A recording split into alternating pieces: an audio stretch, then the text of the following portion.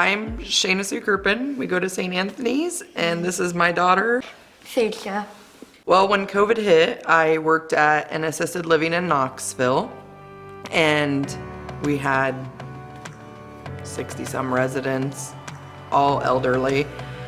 And I was very anal. I would not go in anywhere. I ordered all my groceries. We did everything online because I was not going to get it. They didn't have vaccines then. And I was the first person to get it in my building, which was devastating to me because I was the least person to go anywhere, and they all couldn't believe that I got it. I was extremely sick for over a week.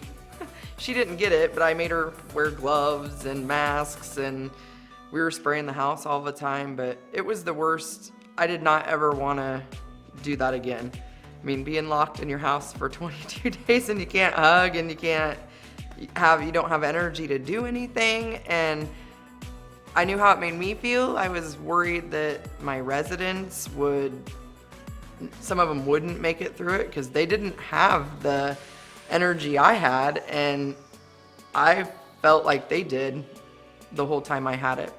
So as soon as the vaccine came out, I got it, of course. She was not old enough to get the vaccine, so I was still very worried. We still didn't go anywhere. I still order my groceries online. Now I work at a different place. I work for the John Stoddard Cancer Center in Des Moines, and it's like a whole new ball game of people. The elderly, I didn't want them to get sick. I wanted to get vaccinated so it could save them, because now I have 60 grandparents that I had to keep alive and safe and healthy. There wasn't any question for me.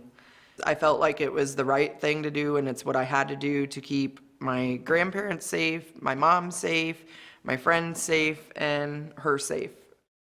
Well, I was scared because I was like, grandma, and then I got her temperature, and then I don't know what's going on between us because I got hunger because I was TV. I watch TV all the time, and then I don't know. I just tried making her stay away from me, which is very hard because we're pretty joined at the hip most of the time.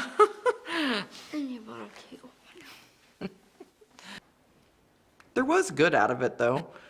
We figured out her eyes were not doing so well when COVID hit.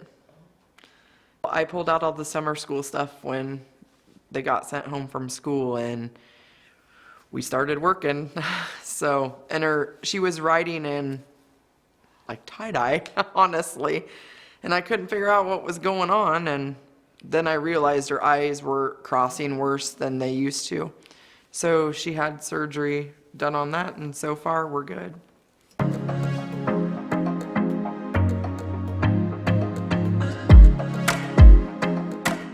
So when COVID hit, all of our residents had to stay in their rooms, and they couldn't eat at the table together. We took all their food to them. They didn't get to see their families. They didn't get to see anybody from their churches.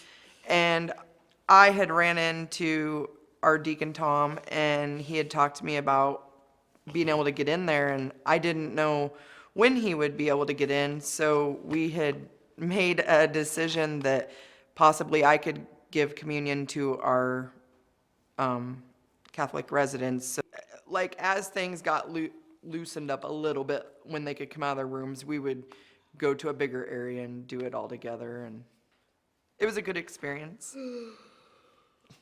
I wish a lot of people my age and younger would get the vaccine, but it's not just about us. Whether we can take it good is a whole different story, but there's people with compromised immune systems, there's the elderly, there's people like at my new job that are fighting for their lives, and did they ask for any of that? No.